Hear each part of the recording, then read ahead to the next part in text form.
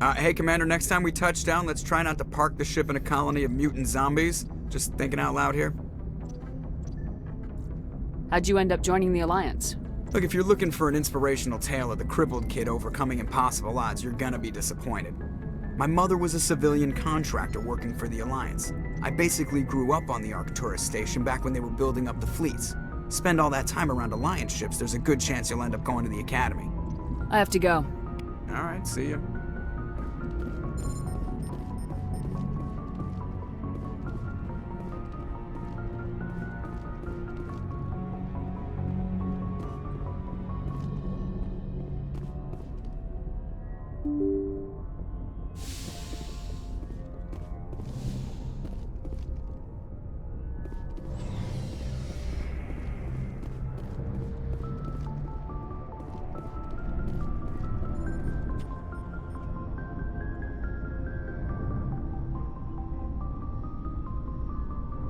Do you have some time to talk now, Commander? Let's hear it, Lieutenant. I'm always open to my officers. I've been thinking about the Novaria mission, about what we did to the Rachni. You had to make some tough calls to get us this far, and it looks like... well, it looks like there's gonna be some more. I'm just saying, try to leave yourself a way out. I've seen what cutting corners can do, and I'd hate to have that happen to you, Shepard. Commander. It's a personal observation, Caden. Maybe that's not my place. I don't want to send any bad signals, Commander. Just, working on what I've picked up. You tell me if I'm going too far. I'm listening. Tell me why you feel the need to speak up. I'm not questioning any decision you've made, Shepard. Let me be clear about that. It's just my experience that once someone lets something slide, it tends to pick up speed. You get my meaning? You're talking about a particular example, aren't you? You know the records about the biotic training out on Jump Zero? They're all classified, because the Alliance made mistakes. After first contact, Kinetics was set up to track Element Zero exposures and develop implants for humans. Once we had an embassy on the Citadel, Kinetics could bring in experts, instead of taking it slow. Is there some reason we couldn't learn it on our own? They didn't know where to start. Hell, it took a couple of years to even link biotics and Ezo. Forget trying to get the kids to move stuff. They had trouble just helping them not break their own limbs. And their choice of teachers didn't help much. The only experts would have to be aliens. Dead on. Turians, actually. That's why Kinetics kept it a secret. They were afraid of what people back home would think, asking the Turians for help when we just fought a war with them. And the Asari would have been more acceptable than the Turians. Yes, but the company didn't go through the Citadel. It would have made Earth look weak, so they discreetly hired some Turian mercenaries. Get your knuckles rapped a few times, Lieutenant? Yeah, you could say that. Our instructor was a Turian by the name of Commander Vernus. To introduce himself, he liked to say, "I was at the helm of the dreadnought that killed your father." Well, I told him my dad wasn't in the war. He'd retired to Vancouver. My family had an inland home that matured to new beachfront. Vernus had it in for me after that. He cut corners, pushed hard. I mean, you either came out a Superman or a wreck. A lot of kids snapped. A few died. The point of all of this, I guess, is that when you cut corners, it's not always obvious who pays for it. So why are you telling me this? Is there something I can do to help you get over it? I'm 32, Shepard. You don't serve as long as I have without coming to terms with yourself. You also learn that if someone is special to you, you help them. Try to keep them from making mistakes. So you think you have leave to talk like we're more than officers? I got some signals. Maybe some static too, I guess. If I'm out of line, just say the word. Sorry, Caden. This was just a battlefield thing. There's my answer then. I'm sorry to have bothered you, Commander. I got some mixed signals. With your permission, I should return to my duties.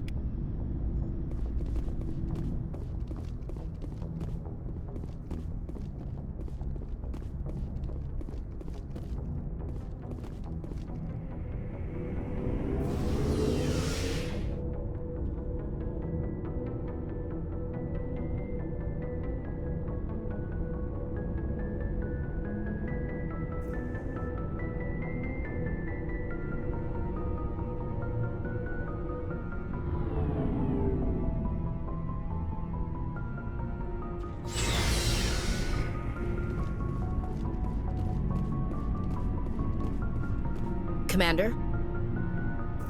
What's your opinion of the last mission? Gotta admire those colonials. That's about the worst place for a colony I've ever seen. Given the option, I'd get the hell out of Dodge. Do you have a few minutes to talk? One-on-one? Sure. I was just watching some mail from home. Oh, before I go, we saw Caden in a news vid about the Normandy. He's cute. Later, sis. Let's pretend this never happened. Are you interested in the Lieutenant Chief? Fraternization is against regulations, ma'am. Don't ask, don't tell. What's up? You didn't come by to eavesdrop on family mail. Your family seems to be important to you. Yeah, we've always been close. Me and my sisters especially. With Dad on duty so much, I had to help Mom raise them. Did your father serve with the fleet? Yeah, took any crap posting he could get that offered space time. You know what? He worked his ass off trying to get recognized, but he never made it above serviceman 3rd class. He was real proud when I made Chief. First thing he did was salute. What about your mother? You haven't mentioned her. You must know what military wives are like. Strong because they have to be, able to raise kids while Dad's away on a 6-month cruise. She has a degree in planetary geology. She and Dad both wanted to see new worlds. She gave up her career to raise us, though. You have more than one sister? Sounds like a big family. Yeah, I'm the oldest, then Abby, then Lynn. Sarah's the youngest. She's still in high school. With 4 girls, Dad used to say he felt more outnumbered at home than on maneuvers. Where did you grow up? All over. We transferred a half a dozen times before I finished grade school. You go where personnel command sends you, right? I guess that's why I'm so tight with my sisters. We'd have to leave all our friends every 2 or 3 years. After helping raise them, your sisters still talk to you? Amazing.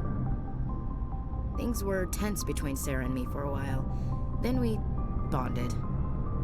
Sounds like a story. Feel like sharing? Sarah got herself a boyfriend who wanted to go faster than she did, Mike. I didn't think he was a bad kid, just pushy. Lynn would send me these worried vid mails, and I'd tell her to relax. Where were you when this was going on? I was on active duty. Sarah's graduating high school this year. This was only a couple of years back. They were on Amaterasu. At the time, I was assigned to Chernobog. Same cluster, but a dozen Hellwire away. Close enough to talk regularly, too far to make it back in an emergency. I couldn't afford a fast packet flight. Sounds like that situation didn't last. Mike thought they'd go for a romantic walk in the woods, because he figured it was past time they did the deed. She levered Mike face first into a tree and left. Didn't have a scratch on her.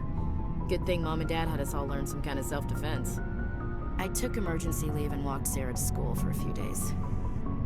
Why didn't you tell the police? She said it wouldn't solve the real problem, and she and Mike would both become household names. It was a small colony. I said it was her call to make, that we should let her do it her way. Mom was pretty pissed about that. You said all of your sisters learned self-defense? Lynn did pistol practice, but didn't like it. She's kind of nervous. Sarah took Aikido. Abby decided to learn the sword. She always was a little weird. Likes big skirts and tops you have to tie her into. They do great things to her figure, though. So, what did you learn? One of Dad's friends taught me Marine hand-to-hand. Did anything happen while you were home? My last day out, Mike was waiting for us. Sarah had told her friends, so everyone at school knew what he did. He wasn't happy.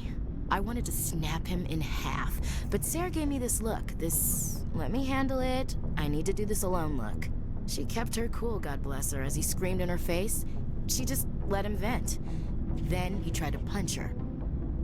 I swear, she just flowed around him. Next thing I knew, he's face down on the sidewalk, and there's blood everywhere. He missed? When he swung, she wasn't there anymore, and he fell. She helped him stop the bleeding and had me call an ambulance. She told the paramedics he fell. Before they took him to the hospital, Mike touched Sarah's arm. I thought he was gonna end up on the ground again. But he hung his head, whispered, "I'm sorry," and started crying. And she hugged him. The Williams women are a decisive bunch, Commander. We do things when we're ready. Not before, not after. Where was your father during this? Wasn't your family stationed near him? Dad always wanted to serve in space, but he wanted us to have real ground under our feet. He'd say, space is beautiful, but you can't raise a family there. I cannot rest from travel. I will drink life to the lees. All times I've enjoyed greatly, have suffered greatly, both with those that loved me and alone. For always roaming with a hungry heart, much have I seen and known, cities of men and manners, climates, councils, governments. I didn't know you liked classical literature. Ulysses was my dad's favorite poem. Every time he shipped out, he recorded me reading it. He had a dozen versions when he retired. Does he still like it? I sure hope so. I read it to his grave every time I go home. Dad passed on a few years back. He's probably still watching, though. I thought you said he was dead. You know, from heaven, wherever that is. That's not a problem with you, is it? That I believe in God? Your beliefs are your business. I'm your commanding officer, not your moral compass. I appreciate that, Skipper. I should get back to my duties. Didn't mean to take up so much of your time. Dismissed, Chief. Ma'am?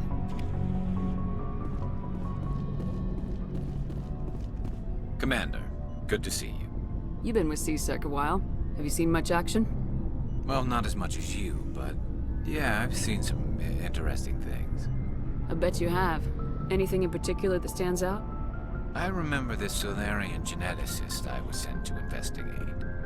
That case was a bit disturbing.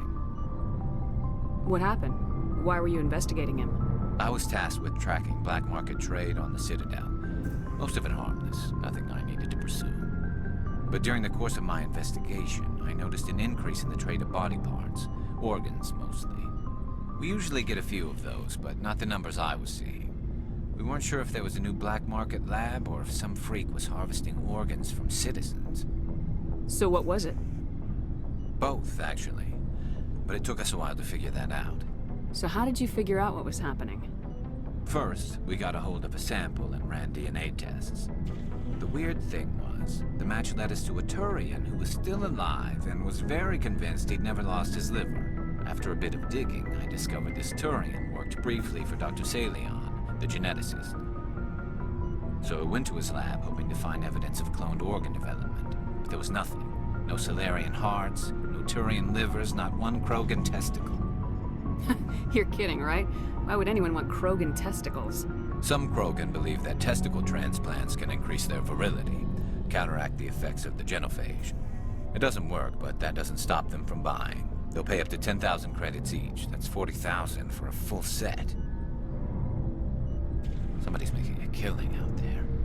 What'd you do about the geneticist? I brought in some of his employees for interrogation, to see if I could get them to talk. While I was interviewing one of them, I came across something suspicious. Good thinking. Lackeys are always easier to scare. Exactly. Though in this case it paid off in a different way. One of my detainees started bleeding profusely during the interview. We offered to patch him up and he got frantic, freaked out. I ordered a full exam to find out what was going on. Our medics found incisions all over his body, some of them fresh. That was our big break. These people weren't just Dr. Salion's employees. They were test tubes. Walking, living test tubes. He was growing parts inside these people? Exactly. He cloned their organs right inside their own bodies. Then he harvested them and sold them off. Most of the victims were poor. He'd pay them each a small percentage of the sales, but only if the organs were good. Sometimes an organ wouldn't grow properly, so he'd just leave it in them. Most of them were a mess, but only on the inside, hidden so nobody could see it.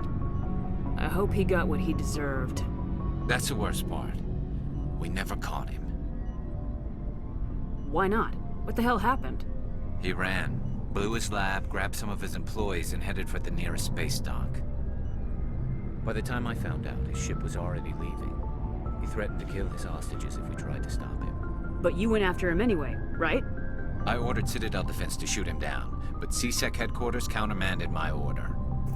They were worried about the hostages, worried about civilian casualties if the ship was destroyed so close to the Citadel. I told them those hostages were dead anyway. He just used them to make more organs. But they wouldn't listen. Well, you can't get them all. No, but letting him get away like that. All they had to do was disable that ship, stop him from running. Maybe the hostages die, maybe they don't, but at least we stopped the bastard responsible for it all. A few casualties is a small price to pay to stop someone like that. Yeah, exactly. I mean, those hostages might be wishing they'd died by now anyway. Just wish I could have stopped him. That's all. Do you have any idea what happened to Dr. Salian? I sent out feelers from time to time, hoping to find something. I thought I'd found him a while back. He changed ships and changed his name to Dr. Hart, his idea of a joke, I guess. I told the military, but they weren't convinced it was him. I got the transponder frequency for his new ship, but I just can't get anyone to check it out. I'll check out the coordinates when I get a chance. I was hoping you'd say that. But Commander, take me with you when you go. If it's Salion, I want to be there when you find him.